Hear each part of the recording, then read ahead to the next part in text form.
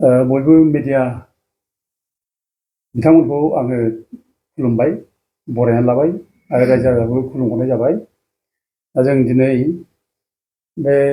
नब'सुरियानि केसनि सोमोन्दै बुंनो सानदों। जोङो आगोलाव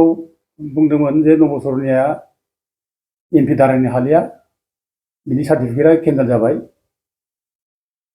जों बे बाथ्राखौ बुंनाय जादोंमोन आरो लोगोसे नैबे दानि लेटेस्ट जायनाखि हाइकर्ट अर्डार, दा बेयाव नब'सुरिया जे इन्ट्रिम मोनसे अर्डार मोनबाय, बिनि सार्टिफिकेटआ टेम्परारि जे बाहायजासिगोन होननानै अर्डार होनाय जाबाय। दा बिनि गेजेरजों नब'सुरियाया इलेक्सन गेलेनो हासिगोन नामा, दा बे बाथ्राया दिनै बयनिबो सिगाङाव जाखारदों। दा जोंनावबो गोबां प्रश्न खालामहरबाय थादों जे मा जामारखो नब'सुरियानि केसआ, नब'सुरियाया इलेक्सन गेलेनो मोनला होनलाय, बिनि सार्टिफिकेटआ केन्सेल जाबाय होनलाय, दा मानो इलेक्सन गेलेफिननो नागिरखो, बोरै गेलेफिननायनि हाइकर्टआ अर्डार होखो, दा बे बाथ्राखौ गोबाङानो टेलिफनाव सोंहरो, मिथिनो लुबैयो। दा बे हिसाबै आङो बेयाव नोंथांमोनखौ लिंहरनानै बिनि सायाव क्लियारिफिकेसन होनो थाखाय आङो थियारि जानाय जाबाय। नंगौ, जोङो आगोलावबो जों बुंबाय थादों जे नब'सुरियानि सार्टिफिकेटआ केन्सेल जाबाय, बे इलेक्सन गेलेनो हालिया, एमपि दानजासिगोन, बे बाथ्राखौ जोङो बुंबाय थादों। नंगौ, दा बे बुंनायनि गुदियावनो जों बेखौनो क्लियारिफिकेसन होयो, मानो जों बिदि बुङामोन जे नंगौमोन बिनि माने एमपि सार्टिफिकेट दानजाबाय, बे एमपि गेलेनो माने नमिनेसन फाइल खालामनो हाला, बे बाथ्राया नंगौमोन, सैथोथारमोन। दा बोरै जाबा आं बेखौ एसे बुंनो सानदों जे जों फार्स्टआव 2014आवनो जोङो नब'सुरियानि बे बर' कसारि होननानै सार्टिफिकेट लानाय, बेनि कपिखौ लानानै जों हाइकर्टआव केस होदों। दा बिनि केस नाम्बारा माबामोन जोंहा 2580/2014। दा जों बेयाव केस होदों हाइकर्टआव। दा बे केस होनाय लोगो लोगोनो हाइकर्टआ मोनसे इन्ट्रिम अर्डार जोंनो होदोंमोन। दा बेयाव बुंदों हाइकर्टआ, बिडि आगरवाल बिथाङा बुंदोंमोन जे I have also perused the list of scheduled tribes incorporated in Central Order number 22. Prima facie, it appears to me that the Sornia is not ST. बेखौ होनदोंमोन आरोखि, सरनियाफ्रा ST नङा, बेखौ होनदोंमोन। Though the ST certificate had been issued to respondent number 7, respondent number 7आ नब'सुरिया, जुदिबा नब'सुरियानो रेसपन्डेन्ट नाम्बारनो सार्टिफिकेट इस्यु खालामदों, बेबो ट्राइबेल नङा, बे बर' कसारि नङा होननानै हाइकर्टआ 2014आवनो 2580 बे केस नाम्बाराव जों गेजेरजों अर्डार होनाय जादोंमोन जे नब'सुरियाया बर' कसारि नङा,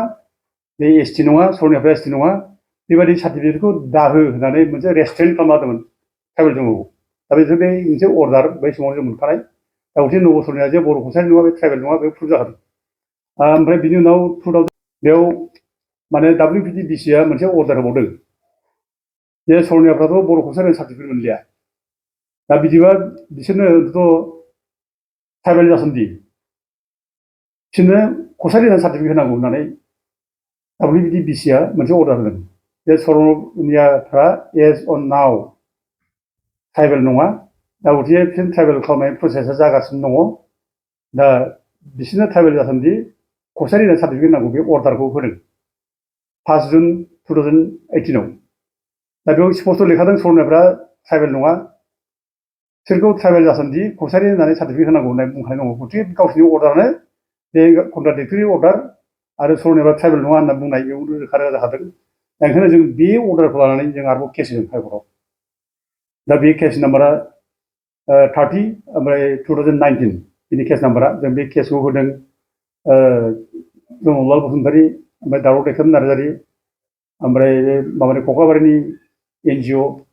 दा जों बे मोनथाम ग्रुपजों जों होनाय जादों, जनजाति सुरक्षा मन्चनि जानानै होनाय जादों।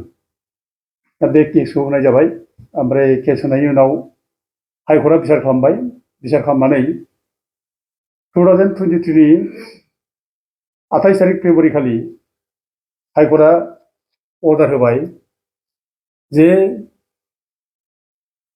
सरनियाफ्रा ट्राइबेल नङा ओमफ्राय बे ट्राइबेल नङै सरनियाफोरनो बर' कसारि होनायनि खुनु रुल्स गैया आयेन गैया कन्स्टिटिउसनेल अर्डाराव बे गोलैयाखै आरो संबिधाननि 342 आर्टिकल 1 क्लज ओमफ्राय 2 क्लज बेबादिब्ला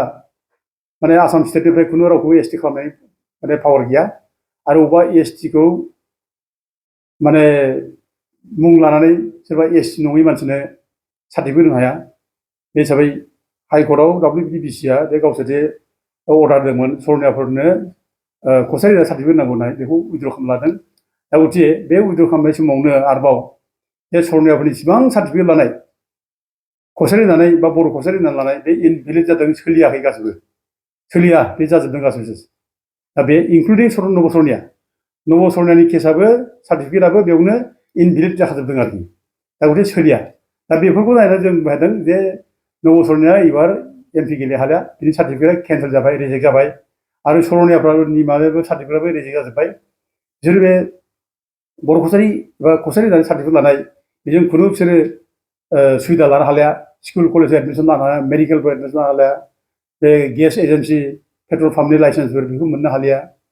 जों बे बाथ्राखौ बुंनो हादों जिथु बिसोरनि सार्टिफिकेटआ उइद्र' जाजोब्बाय दा बे नंगौ आरो दा बे अर्डारखौ माने गुवाहाटि हाइकर्टनि डिभिजन बेन्चआनो होदों डाबल बेन्च सिंगेल बेन्च नङा सिंगेल जाज नङा सानै जाजनि बेन्चआ बे अर्डारखौ होदोंमोन बे 2019नि जानाखि माने जों केस होनाय बे डाबल बेन्चनि अर्डार दा बे हिसाबै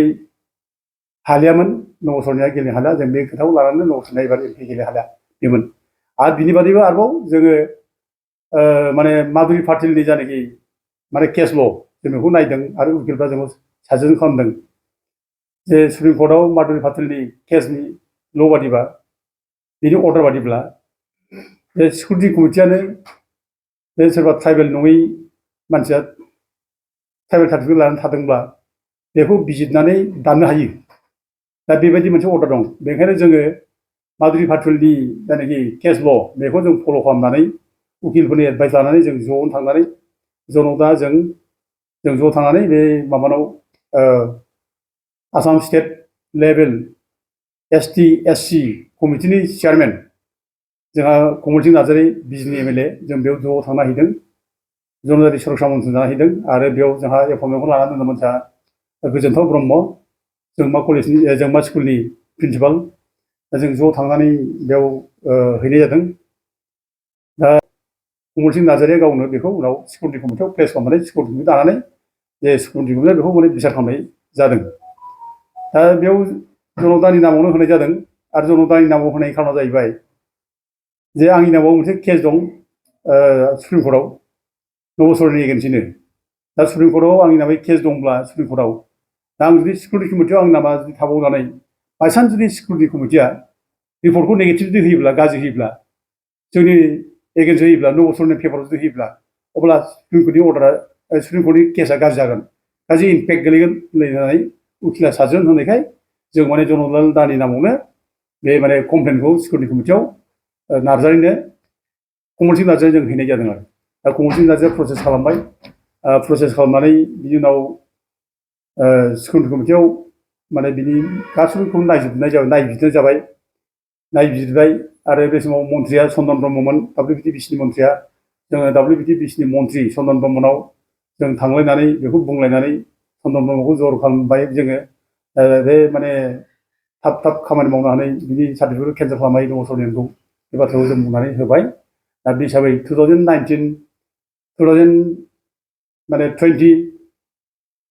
बिनि गेजेरावनो गासिबो डेभेलपमेन्टआ जाखाजोब्बाय आरो गासिबो माने माने नब सरनियानि जायनाखि हानि रेकर्ड लेन्ड हल्डिं रेकर्ड ओमफ्राय नब सरनियानि बिफानि सार्भिस रेकर्ड बेखौ नायजोब्बाय ओमफ्राय नब सरनि एडमिसन रेकर्ड नायबाय ओमफ्राय बिनि लेगेसि डाटा नायजोब्बाय ओमफ्राय लकेलफोरनिफ्राय जेसेबां दं बेखौ स्टेटमेन्ट लाजोब्बाय दा बेयाव मोनबाय नब सरनिया बर' कसारि नङा बे एखम्बा सरनिया लिरो एखम्बा दास लिरो एखम्बा देखाल लिरो एखम्बा सुरघोष लिरो बे हिसाबै बिनि सार्टिफिकेटआ केन्सेल जानांगौ होननानै माने सिकिउरिटि कमिटिया रिपर्ट कालेक्सन खालामनानै माने माबानाय जाबाय बिनि सार्टिफिकेटखौ केन्सेलबो खालामहरनाय जाबाय केन्सेल खालामनानै जों नुबाय जे बे माने माबा हालिया कनफार्म जाबाय बे इलेक्सन गेले हाला दा खिन्थु बियो हाइकर्टआव थांदों आरो आंबो बुंखादों आगोलावनो जे बेहाय एकमात्र उफाया बे हाइकर्टआव थांगोन बियो हाइकर्टआव माने आपिल खालामहैगोन बियो खिन्थु हाइकर्टआव थांब्लाबो बेहा लाब जानाय नङा बे बाथ्राखौ आं आगोलाव बुंदों दा बे हिसाबै बे हाइकर्टआव नै दाखालि थांबाय बियो हाइकर्टआव थांनानै प्रे खालामहैबाय हाइकर्टआव प्रे खालामनाय समाव बियो माने गोबां बाथ्रा बुंदों जे गावखौ माने मोजां स्कप होआखै चान्स होआखै गावनाव मोजाङै इनकुवारि खालामाखै मोजां इनभेस्टिगेट खालामाखै बे बाथ्रा बुंदों आं बर' खौसायदार होनना बुंदों दा कर्टखौ मिसलिडिं बाथ्रा होननानै बे माने बे कर्टनिफ्राय इन्ट्रिम अर्डारखौ बिनानै लादों दा इन्ट्रिम अर्डारखौ बेनो हाइकर्टआ होनाय जाबाय दा बे इन्ट्रिम अर्डार होनाया सिंगेल बेन्चनिफ्राय होनाय जादों डिभिजन बेन्च नङा बे सिंगेल बेन्च दा साननो गोनां बाथ्रा बेनो जे दिनै नोङो आं दहाय बुंनाय बायदि जे 2019 जारि माने केस जों होनाय जनल दा होनाय आं होनाय ओमफ्राय माबा होनाय कख्लाबारि होनाय बे माने केसनि रिजाल्ट बादिबा बेयाव माने डाबल बेन्चआ होनाय सार्टिफिकेट उइड्र खालामनाय दा बेखौ सिंगेल बेन्चआ खुनुदिन बेखौ माने माबानो नाङा बेखौ बिनि सायाव इन्टारफेयर खालामनो हाया आरोखि इन्टारफेयर खालामनो हाया बेनि सायाव डाबल आरोबाव माने सिंगेल बेन्चआ मोनसे गोदान मोनसे अर्डार माने जारि खालामनो हाया दा बेखायनो नैबे जायनाखि सिंगेल बेन्चनिफ्राय नबसुरनानि सार्टिफिकेट केन्सेल खालामबाय सरि माबा खालामना होबाय इन्ट्रिम अर्डार होननानै बेखौ सोलिथ'नो हागोन होननानै जायनाखि बुंफिनबाय बे जिनिसा बै डाबल बेन्चआव जायनाखि अर्डार होनाय बे अर्डार होनायखौ मा रोखोम बेखौ माने कन्ट्राडिक्ट खालामगोन बेखौ मा रोखोम केन्सेल खालामगोन बे जिनिसा खोब दुखुनांथाव साननांगौ बाथ्रा दा जों नुनायाव बे डाबल बेन्चआव होनाय अर्डार बे सरनायाफ्रा ट्राइबेल नङा सरनायफोरनो ट्राइबेल माबाया गासिबो उइड्र खालामना लाजोबनाय बाथ्रा बे अर्डारखौ नायोब्ला बे नबसरनिया फैगौ इलेक्सनावबो बे कन्टेस्ट खालामनो हाया बेखौ नायोब्ला जितु बे डाबल बेन्च जानाय अर्डारखौ सिंगेल बेन्चनि जानाखि माबा जाज होनाय बे खुनु बेखौ माने आरो गोदान अभार माने माबा खालामनो हाया अर्डार खालामनो हाया आरोखि दा दुखुनांथाव जाबाय दा थेवबो जितु बिनि सार्टिफिकेटआ इलिगेलबाबो केन्सेल जाखाबायब्लाबो सिकिउरिटि कमिटिया बिनि सार्टिफिकेट केन्सेल खालामना हरबायब्लाबो दा जितु बिनि जानाखि सार्टिफिकेट केन्सेल जाखानाय सोलिला होनखानाय बे सोलिला होननाय सार्टिफिकेटखौनो आफादत माने बेखौनो इन्ट्रिम अर्डार होननानै सोलिथ'बाय होनना बुंनाय जादों थारमाने बाहायथ'नो हागोन होननाय जादों जेब्ला दा बेखौनो लानानै हयथ' एबार इलेक्सनाव बियो गेलेगोन ओमफ्राय बेखौ इलेक्सन गेलेनो थाखाय स्कप होनाय जाबाय नैबे दानि हाइकर्टनि दानि इन्ट्रिम अर्डार आरोखि दा बेखौ जों बुंनो हायो आरो खुनु अफिसारा बहाय रिक्स लानानै बेखौ बिनि केन्डिडेटनि जायनि नमिनेसन पेपार बेखौ हयथ' रावबो रिटार्निं अफिसारा केन्सेल खालामनाय नङा बेनि माबाया एक्सेप्ट जागोन दा जों बेखौ सानो दा दुर्भाग्य जाबाय बे गनायथाव नङा जों बेखौ बुंगोन आरो बयबो बुंदों आरो लोगोसे बे हाइकर्टनि बे अर्डारनि एगेन्स्टै जों बारा खोथा बुंब्ला कर्टआथ' जोंनि सायाव माने गाज्रि मोनसे माबानो हागौ बे हिसाबै जों बुंनोबो हाला आफटार जा अर्डार होबाय जों बेखौ मानिना लानो गोनां जायो दा थेवबो बे केसा जिथु स्टेट भार्सेस नबकुमार सरनिया जादोंमोनथ' नबकुमार सरनिया स्टेट गभर्नमेन्टनि एगेन्स्टै होदोंमोन मानोना स्टेट गभर्नमेन्टआ WBC ओमफ्राय स्कुलनि कमिटिया बिनि सार्टिफिकेटखौ जितु केन्सेल खालामहरदों बिसोर बिनि एगेन्स्टै बे केस होदोंमोन दा ओमफ्राय दायथ'आ जाहैबाय दा स्टेट गभर्नमेन्टनिफ्रायनो बे माने जायनाखि इन्ट्रिम अर्डार जायनाखि होदों हाइकर्टआ बेखौ चेलेन्ज खालामफिननांगौ बिसोरो बे केसनि सायाव आरो आरोबाव चेलेन्ज खालामफिननांगौ बिसोरो पिटिसन होफिननांगौ दा बे दा खबरा मोजां आं मैया गुवाहाटियाव आं दंमोन बेयाव खबर लानाय जादों खबर लानायाव आं बिसोरनि जायनाखि advocate general assistant advocate general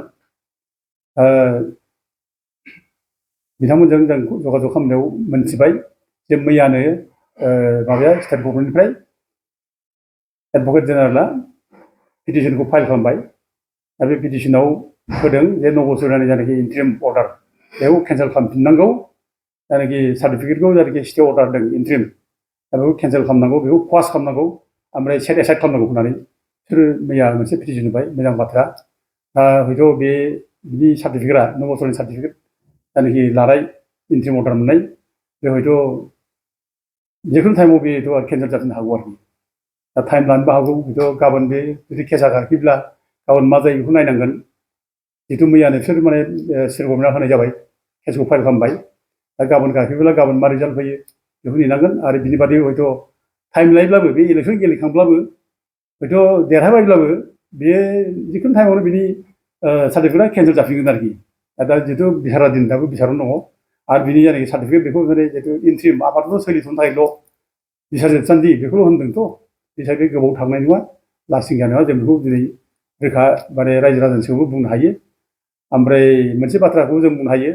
नब सरनाया गावबो बेबायदि एथ' दुरबल माबाखौ लानाय बे गावबो एथ' मनबल जों बे जे इलेक्सन गेलेनाय साहस फैगोन बे नङा आरोखि एथ' मनबल मोनगोन बे नङा आरोखि मानोना बिनि सार्टिफिकेटआ एट एनि टाइम एट एनि ममेन्ट बिनि सार्टिफिकेटआ माने केन्सेल जाफिननो हागौ आरो बिनि जायनाखि माबा इन्ट्रिम अर्डार सार्टिफिकेटखौ आफादाव सोलिथ'गोन होननाय बाथ्रा बे खहास जानो हागौ आरोखि आरो सेलेसाइ जागोन जिखुनु टाइमावनो जों बेखौ दिनै बुंनो हायो थेवबो जोंहा स्कुलनि कमिटियाव होदों जेब्ला बिनि नामै होदों जेब्ला दा बेबो केसखौ होनांगौना जों दाखालि आं कन्टेक्ट खालामदोंमोन खिन्थु आंथ' कन्टेक्टआव मोनाखिसै आं अमरसिं ब्रह्म बिथांखौ मख'नानै अमरसिं ब्रह्म रायज्लायदों जे जोङो केसखौ होनांगौ थाखा फैसा गिदिर खोथा नङा जों जेरैखाय मेनेज खालामगोन जों एथ' गोबाव 15 बोसोर जों जुजिनानै जों फैबाय दिनै आरो बेयाव जों दिनै मानो थाखा फैसानि थाखाय सिन्था खालामफालाय जों मेनेज खालामगोन जेरैबाबो आं माबाखौ बुंहरनानै अमरसिंखौ बुंनानै अमरसिंआ रायज्लायदों जनताजों ओमफ्राय जनताया होनदों जे माने नैबे माबाखौ स्टेटआ मा माबा होयो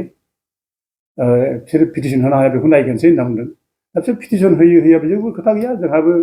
जों होनांगौ बे बाथ्राखौ जों बुंलायदों आरो लगे लगे आं एडभकेटजों जोंनि एडभकेटजोंबो रायज्लायनाय जादों जे पिटिसन होनांगौ द्राफ्ट खालामनानै जाखादो जेरैखिया माने होनांगौ आरो जनगाबो सहायजोबनोसै थाखा फैसा खरसखौ जों बानलायलायगोन ज' ज'नो आगानखौ मावदों जेब्ला बे बाथ्राखौ बुंनाय जादों बिसिम जेखि जाया मानो ओरैबाबो जनताया मोनसे रेसपन्डेन्ट नाम्बार 8आव बे दंखायो दा हिसाबै बे केसाव जोंनि उकिला प्लिटिं खालामनो हायो आरो बुंनो हायो आरोखि दा बे खिन्थु दुखुनांथाव बेनो मोनसे खोथा आं बुंनो लुबैयो जे हाइकर्टआ एथ' जे माबायदि अर्डार लिरो माबायदि माबा खालामो जे एथ' नेग्लेक्ट जाथाव माने नेग्लेक्ट खालामनाय बायदि बाथ्रा दा आदा जनकनि नामखौथ' होबाय जनकलाल बसुमतारी ओमफ्राय बिफा नाम होननानै माबा जालायनाया लक्ष्मीकान्त हुरुकस होननानै जालायबाय आरोखि लक्ष्मीकान्त हुरुकसआ नब सरनानि बिफा दा बे आरोखि दा बेखौ मानो होखो बे माबायाव दा बेखौ कारेक्सन खालामनांगौ आरोखि कर्टफ्रा बिदि खालामनाया खोब नेग्लेक्ट खालामनाय बायदि जायो आं खोब दुखु मोनो आरोखि बे लक्ष्मीकान्त हुरुकसनि फिसाला जाबाय जोंना जनताया आरोखि दा बिदि खालामनांगौमोन कारेक्सन जानांगौमोन आरोखि बे मृगेन्द्रनाथ नार्जारि माने बसुमतारी बे फैनांगौ खिन्थु लक्ष्मीकान्त हुरुकस बे भुल जाबाय दा जेखि जाथों जों माने बे कर्टनिफ्राय मोजां थाब रिजाल्टखौ जों मोनगोन होनना आसा खालामो आरो जोंनि आइ आफा रायजो राजाफ्रा गोसो बायनाङा आसिरबाद हो जाहाथे मोजाङै जाफुंथों जों बेखौ आसा खालामो बे ओमफ्राय लोगोसे दहाय जों गोबां खोथा रिपर्टारफ्रा सोंदोंमोन जे नोंसिनि गेजेराव अनुराधि सरकारमोनखौ बे क्रेडिट लालायनाय मानाय बाथ्रा फैदों नामा बेबायदि बाथ्रा एसे प्रश्न जालायदोंमोनबा बिदि बाथ्रा फैदों प्रश्न बिदि माने फैदों खिन्थु जोंनाव क्रेडिट लालायनाय बाथ्रा फैना क्रेडिटनि बाथ्रा फैनो नाङा जोंनि थाखाय क्रेडिटआ देरसिन नङा जाथिया बोरै माने मुक्ति मोननांगौ जों बेखौ साननांगौ बे गोरिब गुन्द्रा जाथि बे गोरिब गुन्द्रा जाथिनि थाखाय जोंनि बे 5 नं क'क्राझार लकसभा समस्तिया बेसेबांबा गिदिर इम्पर्टेन्ट बेनिफ्राय जों जाम्बा जाम्बानि फिसाखौ जों खालामनो हायो बे गोरिब गुन्द्रानि दुखु सुखुखौ पार्लियामेन्टआव बुंनो हायो दा बे खेथ्रआव बेखौ मावनांगौआव जों जुदि क्रेडिट नागिरलायोब्ला आं मावदों होननानै बाथ्रा जायोब्ला बेनिफ्राय अननायसिन जेबो जाया आरोखि अननाय जायो बेखौ जों बुंलाय नाङा मावग्राया सोर मावदों नुगासिनो दङ दा बेफोर आरोखि दा बिदि बाथ्राबो जादों आं मावदों होननाय बिदि जानो नाङा दा बे फैनाय खार'ना माथ्र' बे माने क्रेडिट नागिरलायनाय बे फैनो नाङा दा मावनायाथ' बयबो मावलायदों जनजाति सरसा मन्थ्रआ बयबो मावलायदों दा मोनसे खोथा जादों मा आं जेब्ला लोमजायो जेलाव थायो आं जेब्ला 3 मास जेलाव थायो बे जेलाव थानाय समाव जोंनि गेजेराव हयथ' एसे गिनाय आरनाय फैदों आदा जनकआ खोब गिदोंमोन बे समाव जे गावखौबो जेराव लांसिगोन नामा बिदि मोनसे गिनाय फैदोंमोन दा बे गिनाय फैनानै बे माने हेल्पलेस जादों मानसिया बे हेल्पलेस जानाय समाव जोंनिया माने जा पंकज मुसाहारि पंकज इस्लारि दैदेनदों दा बेल' नङा जोंना अमरसिं ब्रह्मआबो दैदेनदों बेखौ जेरावखि थाङा लांदों ट्रिटमेन्ट खालामनानै लांदों दा बिदि जादों दा बिनि गेजेराव दा माने नैबे जानाखि माबा फैदों पेपार स्टेटमेन्ट होनाय बायदिसिना दा पेपार स्टेटमेन्ट माने होनायफ्राव जोंना आदा जनकआ दिनै जनजाति सुरक्षा मन्थ्रनि प्रेसिडेन्ट हिसाबै जनजाति सुरक्षा मन्थ्रनि मानसिखौ लानानै बियो माने स्टेटमेन्ट होनांगौमोन बे होनाय जायाखै दा बाहेरानि मानसिखौ जेनेबा लाना होनाय जाबाय बे पंकज इसलारिखौ लाना होनाय जाबाय दा बेयाव बेयोथ' बुंलाबायनाय जाबाय आंसो मावदों बेबायदि खेथ्रआव हयथ' जोंनि रिपर्टारफ्रा सानदों मा केन्डिडेट लानाय फैदों नामा सानदों नामा बिदि फैनो नाङा बे बुंना लानानै बे भुल बियो बिदि जाया बे आरो माबायाथ' दा पंकज इसलारियाथ' जोंनि जनजाति सुरक्षा मन्थ्रनिबो मेम्बारबो नङा जोंजोंबो माबा गैया बेथ' बे अनेक समाव माबायो बियो इलेक्सन गेलेबोनाय जों बेखौ नुदों इन्डिपेन्डेन्ट केन्डिडेट जाबोनाय नुदों थांनाय सिडलिसआव माने माबायाव समाव इलेक्सनावबो एमएलए इलेक्सनावबो सिडली समस्टिनिफ्राय बे केन्डिडेट जादों दा बे हिसाबै दा बे राजनितिनि माबा दं बे बुंलाबायनो हागौ खिन्थु जों केन्डिडेट लालायनाय जोंनि गेजेराव गैया दा दुखुआ बेल' जादों जे जोंनि माने आफादगिरिया जनजाति सुरक्षा मन्थ्रनिनो नेताफोरखौ दैदेनगिरिफोरखौ मावथिफोरखौ लाफानानै बुंनांगौमोन बेयाव आफसुस जादों दुखु जादों दा बुंनो थाङोब्ला आं मावदों होननाय बे लेभेलसिम बुंनोनो हाथावथाव नंखाथारा मानो होनोब्ला बे सिकिउरिटि कमिटियाव जोङो थांनो गोनां जायो माबानाव चन्दन ब्रह्म मन्थ्रि चन्दन ब्रह्मआ मन्थ्रि जानाय हिसाबै सिकिउरिटि कमिटिखौ बे अर्डार होगोन बे अर्डारबासो सिकिउरिटि कमिटियाव मावगोन दा चन्दन ब्रह्मआव थांनांगौब्लानो जोंना पंकज इसलारिया बे सहैया पंकज इसलारिया मानोना चन्दन ब्रह्मनि एगेन्स्टनि बे केन्डिडेट जानाय बेयाव माने बे इउडिपि जानाय बे दारायदों दा बिनि एगेन्स्टै केन्डिडेट जानाय मानसिया चन्दन ब्रह्मआव थांब्लाथ' नोङो चन्दन ब्रह्मखौ रेसपन्स होनाय नङा ना मा होनो बेखौलाय दा गथिखे बे आं मावदों होननाया बे ओरैनो बुंनानै लानाय बे नङा दा जोङो बेखौ लानानै जोङो अनेकबार माबा जादों चन्दनजोंबो सावरायदों आदा जनकखौ लानानै सावरायदों हयथ' मोनसे टाइमाव चन्दन ब्रह्मआबो आदा जनकनि सायाव मोनसे गाज्रि इमप्रेसन दंमोन बेखौ एसे गाज्रि बेबहार खालामदों होननानै आं मिथिदों जे बेनाव जेब्ला माने सिकिउरिटि कमिटि माने जाहाथे माबाया कमिटिया जाहाथे थाबनो नायबिजिरनानै जाहाथे नबसरनानि सार्टिफिकेट केन्सेल खालामहरो बेखौ बुंनो थाखाय नबसरनानि एगेन्सि माने माबानाव थांदोंमोन चन्दन ब्रह्मनाव आदा जनकआ बे समाव जनकदाखौ खुब गाज्रि बेबहार खालामदों बे बुंदों नों ससियेल एन्टि ससियेल मानसि माने समाज बिरोधि मानसि नोङो माने नोङो समाजखौ गुबुंले खालामबाय नोङो बिदि होनना रायनानै बेखौ गाज्रि बेबहार खालामदों जों बेखौ दा जों ज' थांनाय फैनानै आरोबाव न'आव थांनानै जों रायज्लायनानै ओंखाम जालायनानै आरोबाव बिन्था पेगु दावदै गिदिर बिसिनि जायनाखि सेक्रेटारि बिन्था पेगुखौ लिंहरलायनानै बि चन्दन न'आवनो जों रायज्लायनानै बे सिकिउरिटि कमिटियाव थाबनो जाहाथे जोंनि माबाया जायनाखि सार्टिफिकेट इसु नबसरनानि जायनाखि सार्टिफिकेट बेखौ केन्सेल खालामो बेखौ जों थाबनो माबानो थाखाय जोङो चन्दनखौ माबादों खावलायदों गथिखे बेयाव आं मावदों बे जाया दा जों जुदि जनजाति सुरक्षा मन्थ्रिया गैयाबा चन्दननिसिम थांनो हायै अबस्थामोन जोंहा इभेन जोङो माने जोंनि माने बे पिटिसनानो सिकिउरिटि कमिटिसिम थांना थाङामोन बाथ्रा बे आरोखि जों जुदि ज' मावलायाबा ओंखायनो जों ज' मावलायनांगौ जों ज'यै थालायनानै जों मावलायनांगौ बेयाव आं मावदों होननाय क्रेडिट लालायनाय बे जाना बे खोब भुल समस्या दाबो जोबाखै जोंहा दा नैबे जायनाखि नबसरनानि माबा बेखौ माला जोबो जों बेखौ जेरैखिया माने नोजोर होनांगौ आरो स्टेट गभर्नमेन्टआ जायनाखि दा मावबाय दा जों बेखौ नोजोर होनांगौ जाहाथे स्टेट गभर्नमेन्टनि जायनाखि माने पिटिसन बे पिटिसननि गेजेरजों जों जाहाथे थाबनो रिजाल्टखौ मोनो जों बेखौ बयबो इसोरनाव आर'ज गाबनांगौ आरो लोगोसे मोनसे प्रब्लेम जोंहा दंबाय दा दिनै बिटिसिआव माने जोंनि माने बिटिसि एरियायाव क'क्राझार लकसभा समस्तियाव गुबुन ट्राइबेल नङि मानसिफ्रा दिनै दारायनायनि मोनसे माबा नाम ओंखारगासिनो दङ दा जों बेखौ बोरै होबथानो जों बेनि थाखाय जों दिनै ज' जालायनांगौ दा जोङो अबयसे जाय मानसिनि जों नाम मोन्दों ट्राइबेल नङि मानसि एमपि जानायनि जायनाखि नाम लिस्ट ओंखारदों दा जों बे लिस्टनि एगेन्सै जों बिसोरनि नामखौ जोङो अलरेडि कालेक्ट खालामदों बिसोरनि टटेल माने डिटेल माने माबाखौ पलिसिखौ जों नागारदों दा जाहाथे जोङो बिसोरखौ जाहाथे इलेक्सन गेलेनायनिफ्राय बादा होनाय होबथानो हायो जों गतिके जों बेफोर मावनायनिफ्राय ज' जालायनांगौ ज' नांलायनांगौ दा जों बेयाव क्रेडिट नागारलायनानै दाय दस होलायनाय क्रेडिट नागारलायनानै माने गावखौनो गाव माने गावनि क्रेडिटखौ नस्थ' खालामनाय बे जानो नाङा दा जोङो जुदि क्रेडिट नागारलायोब्ला जोंनि क्रेडिटआ नस्थ' जायो बेखौ जों बुजिनाया मोजां आरोखि दा बेखिनि गतिके आं दिनै बेखिनि प्रेस मिटखौ होनाय जाबाय बयबो रायजो राजाफोरा जाहाथे धैर्य लानानै थायो आरो धैर्य लानानै जाहाथे आसा खालामो